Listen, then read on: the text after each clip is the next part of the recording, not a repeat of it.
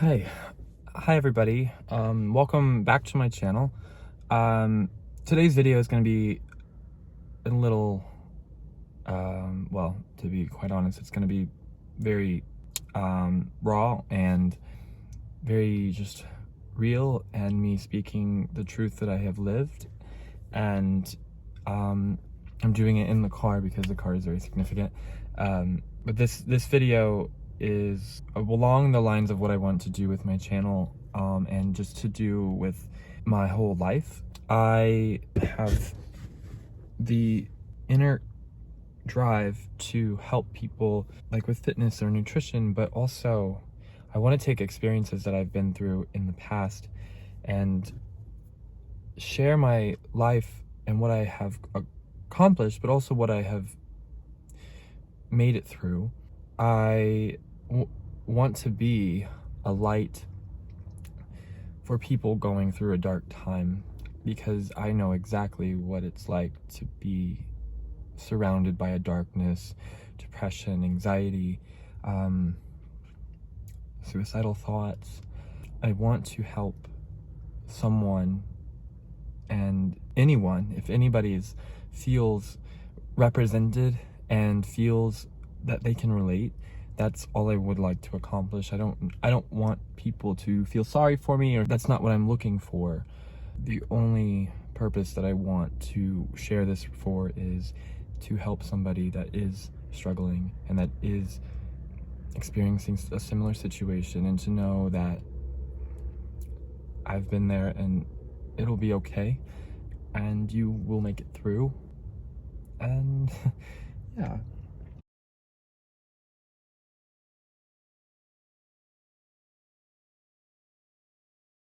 So this car is significant to me in many ways. In 2018, I packed up this whole car and moved from Indiana to Florida. I was so excited. I always wanted to live in Florida. I wanted to move there after graduating college, and I did just that. I got a job, packed this whole thing up with all of my stuff, and drove 16 hours straight through to Sarasota.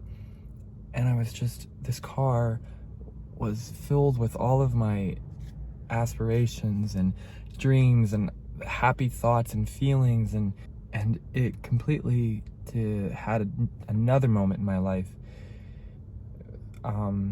last summer, a year ago today, and it was completely different. So last summer I was in a situation for a long time that I knew wasn't going to work out. I knew deep down in like my bones that I was never going to be happy and survive that situation. I was addicted to Xanax. I was prescribed Xanax, and I became addicted to it because I was having panic attacks because I was stuck in the situation. I felt trapped because I didn't trust anymore where I was. I didn't trust anything, but I gave everything to be there, and I had nothing to my name, and I was afraid to leave that situation because I was afraid of having nowhere to go. I was afraid of having nothing and having that be my life, and being in that moment of just having nothing. It felt like a drop off of the unknown, like a cliffside that the only way to go is down. And I was afraid of the height. I was afraid of just falling. And so it kept me in that situation for a long time. And mistakes that I've made, I mean, I've learned from that a lot, and it needed to happen. I needed to go over that cliff. I needed to jump off. I remember the drop off just scaring me so much that it just kept me, I felt stuck, because it's like either you go into the unknown to somewhere where you have no idea what's going to happen, or you stay and hope for the best, and that's what I did. And I was freaking out inside. Like I was having panic attacks because I knew that the situation that I was in that was traumatizing me was not going to, I couldn't stay there. I couldn't be there. And I tried to walk away so many times, but then I kept coming back to, if you walk out, where are you gonna go? Where are you gonna live? Where are you gonna work? Where are you gonna, like, it was during a pandemic and I had lost my job, and my unemployment was canceled, and so I had barely any income. I was making only my income from my clients that I was training out in parks or wherever. And to be honest, the situation that I had was secure in the ways of like shelter. Like subconsciously I knew that I had to stay there through this pandemic because I had nowhere to go and I had no job to pay for my own place. But I was freaking out because it was traumatizing me, and so I had Xanax and I kept getting addicted, because with Xanax it's a benzo and you need more and more, like caffeine, to provide the same effect, and that's how the addiction happens. And it was the only way for me to numb what I was feeling and the panic and the pain, and the situation itself. I was so anxious all the time and stressed, and it was so, I felt like I was going to die from it. Like it felt like it was going to kill me. But I remember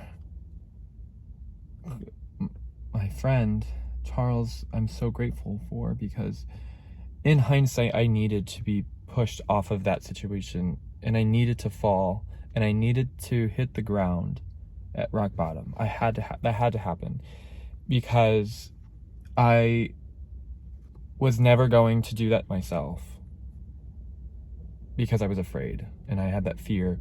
I was never going to push myself off the cliff. But having that happen and being kind of kicked out of the situation, I'm so happy for, because it got me out of that situation. It forced my hand, and it forced me to sit in this car with all of my stuff and realize that you have nothing to your name except this car and everything in it. And what also is in this car is you, and you will always have you. And you can make anything happen. And so after that, I called my friend Charles, and I didn't want to be a burden for him. That's the biggest thing. It was so hard to call somebody, a friend, and say, I'm struggling and I need a place to stay for, I don't know how long, but I just need to crash land somewhere. Because I didn't want to sleep in my car. Yeah, and so Charles, I will always be grateful for Charles, because he let me stay with him, and move my stuff into his place until I got on my feet and figured my life out. And so I will be forever grateful for that person, that man. He's a great man, and he is a lifelong friend of mine, and I will do anything for him. And then my best friend Lex and Greg, they let me stay with them as well, so I had a couple places that I could go back and forth between and figure out my life. And I'm so thankful for those people. Was desperate, and I found a roommate on Craigslist, and it turned out to work out so well. For 2 weeks I had nowhere to go except for I was staying with those friends and couch surfing. And I remember being told that couch surfing would be good for you. And as nasty and as disgusting as that sounds, it really was. It really was good for me, because it got me out of the situation that I was in and the dependence on being there for shelter and everything. You can interpret it as you feel.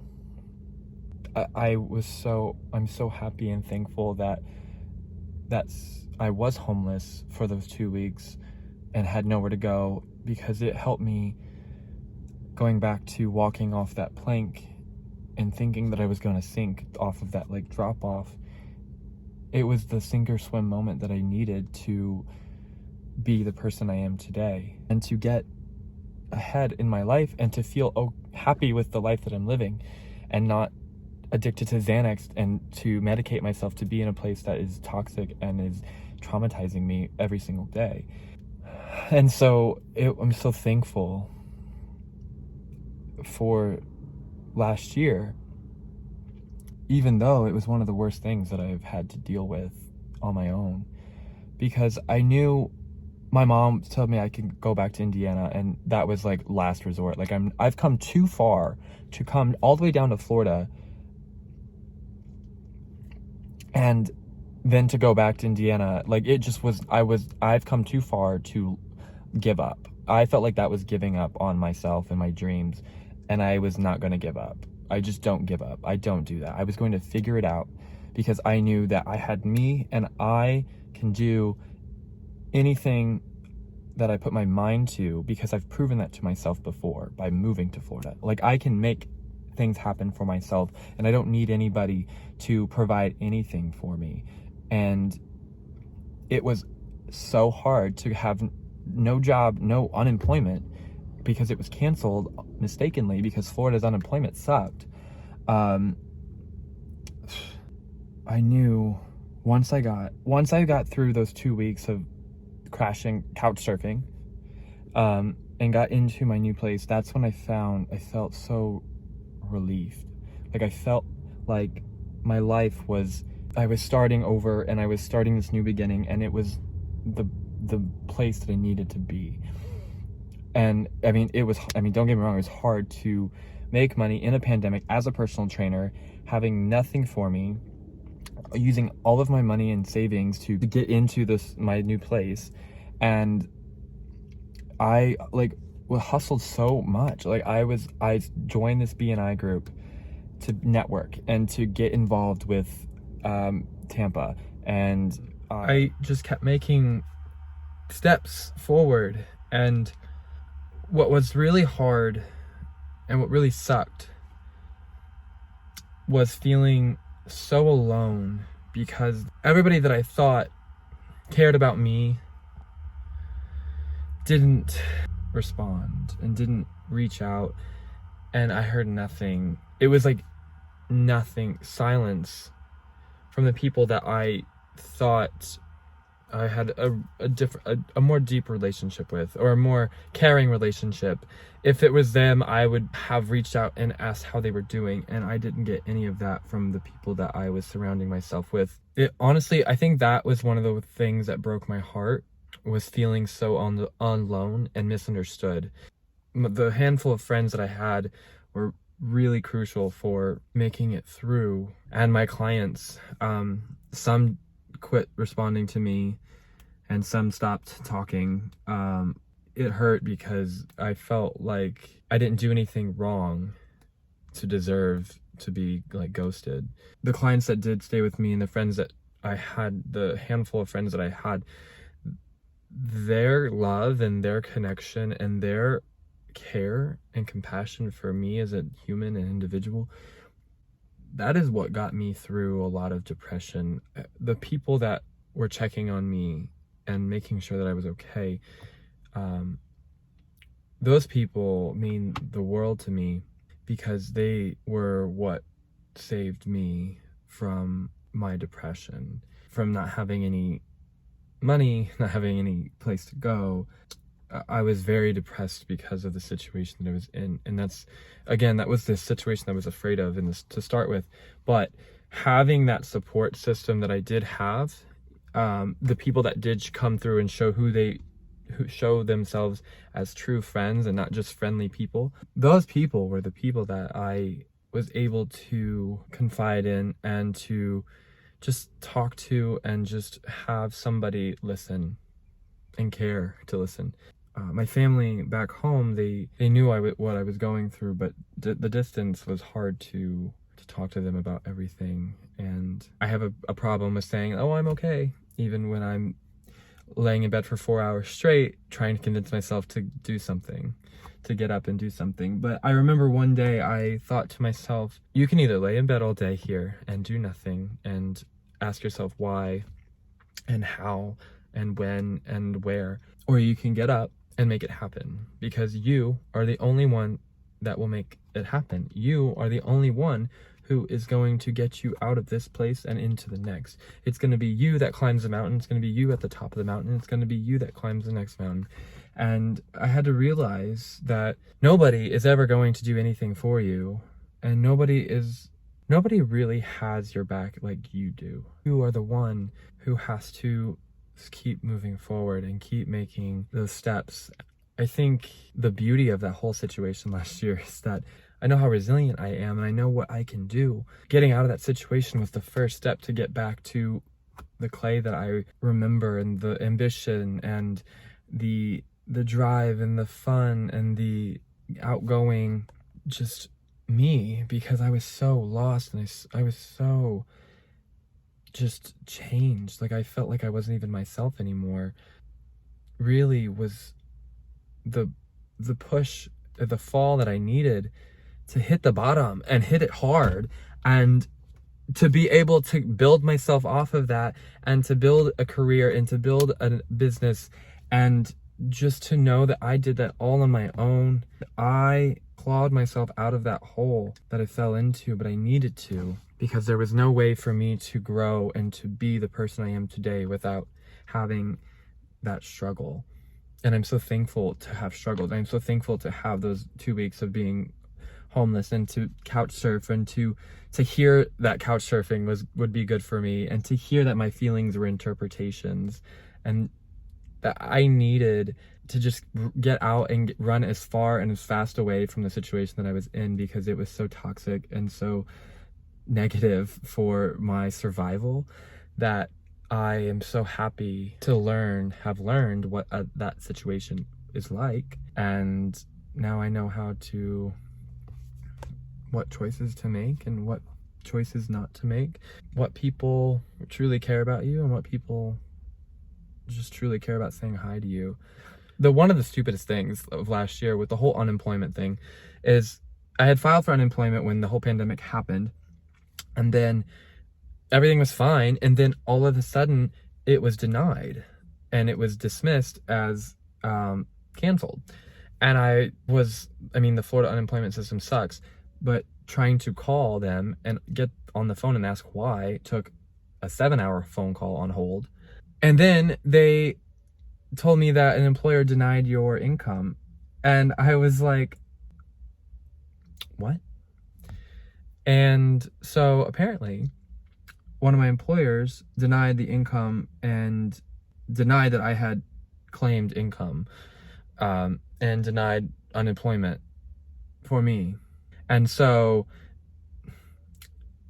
I'm not going to lie to the IRS and say I didn't make income from an employer, and for that employer to deny it. It was the biggest slap in the face. That employer made me feel bad for claiming unemployment as if the corporation couldn't afford it. But I'm not going to lie to the IRS, and I'm not going to lie about the income that I made with the employer. So why are you making me feel bad for claiming unemployment when I'm unemployed and I did work for you? So that situation with that employer was disgusting. It's just a gross way to treat an employee. That whole situation was just laced into everything else. And that was the hardest part, was the feeling of being misunderstood and feeling alone. And I remember hearing that some of the friends said I was just young and that I'm at fault in some way for being young. I think that's a trash way to label me. In the end, it's nice to see who filtered out naturally and organically, and it was a nice way to move on from people and being around people for no reason anymore. I'm a very to the point person after last year, and no sugarcoat, no, when you have no place to go and you have no place to live, that can't be sugar coated. Like, that is raw, and that is in your face, and that is like to the point. And so I don't have time for sugarcoating anything. I don't have time for people to be fake, and I don't have time for people to be waspy and to be just fake to my face. Like, I don't have the energy to put up with people who are not genuine and not authentic and not truthful people. What's disgusting is gaslighting and manipulation. That is one of the grossest things that you can do to another human emotionally, and unfortunately I fell victim to a lot of that emotional abuse through gaslighting and manipulation, and it helped me see a new side of what people are capable of, and what kind of people are out there. I'm so thankful for every bad situation that I've been in, because it taught me so many things about myself and what I value and what my breaking point is, and how far I can trust somebody and when I can't trust somebody, and who to put your faith into and who to put your trust into, and what actions from those people to take your trust away from. And when the biggest thing that I learned is knowing when to leave a toxic situation. The whole purpose of this video is for anybody out there who feels trapped and who feels stuck in a situation that may be keeping them somewhat secure in a shelter standpoint.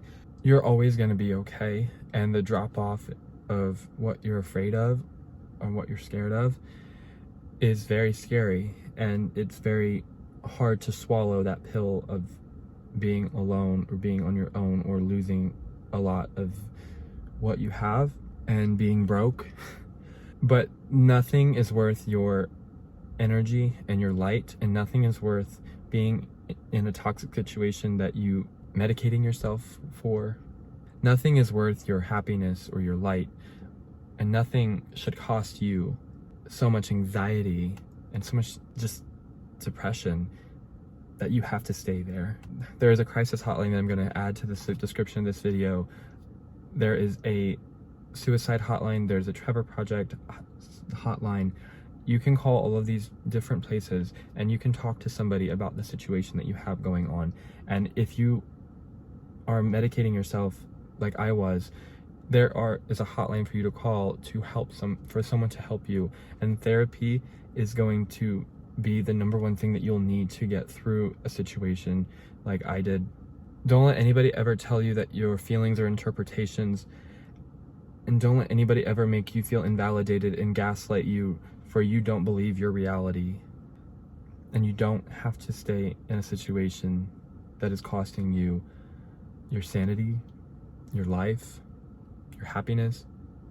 You can make it through, and you can make it out, and you can make it back to a place where you are happy and you smile in the mirror and you dance in the mirror.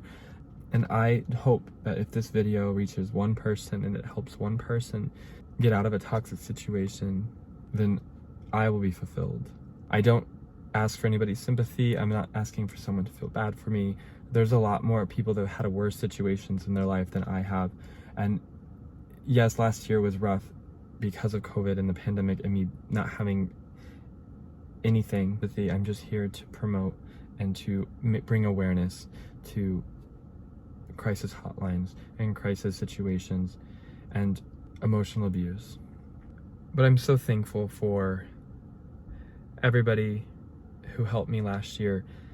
Charles, Alex, Greg, Summer, my clients,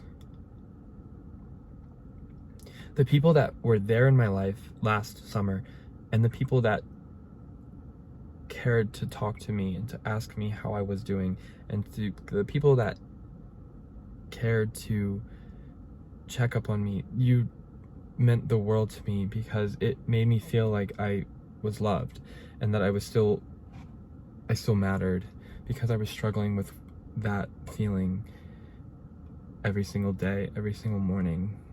Feeling so misunderstood really got to my mental health, and going to therapy was the number one way that I was able to help myself and to work on myself. And to work on loving myself and knowing that I am okay as myself. My life is okay, and it is okay to be me, because I struggled with being criticized and being not enough. And I'm so happy to have gone on this journey and to have made it through this storm and that dark place. And my whole purpose now is to be a lighthouse for somebody going through a dark, want to be that light for them, to show them that it's okay, and here are the resources that you can use and you can reach out to, and going to therapy and calling a crisis hotline if you need to, or calling a suicide hotline if you need to, and knowing that you have the capability of making your situation better. It takes you to get help. It takes you to make your situation better, and it takes you to be the one that will provide for yourself, because you are always going to have you. And in the wise words of Taylor Swift, one day when you get past this journey, when you get to where you're going, you're going to look around and you're going to know that it was you who got you through, and it was you who made everything happen for yourself, and it was you and the people that love you that put you there. And that's going to be the greatest feeling of all. Don't let the others sidetrack you. Don't let the others manipulate you. Don't let the others put you down, and keep moving forward for you. If this video reaches you and anybody watching this, it helps somebody, please message me privately and let me know. And if you need any help, I would be glad to direct you to places that can help you. In the middle of this recording this video, I traded in my old car, the car that brought me to Florida, the car that I packed all my stuff up and didn't have anywhere to go, the car that I would have numerous panic attacks in. And I traded it in, and it felt so great to know that I made it through so many different situations, and that car brought me through so many different things. And symbolically, it represented a safe place for me, and a place that was mine and helped me, and it got me through and to everywhere I needed to go.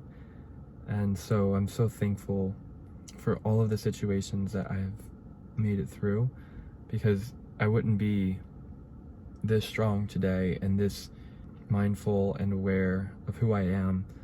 Thank you for watching, and thank you for listening to my story.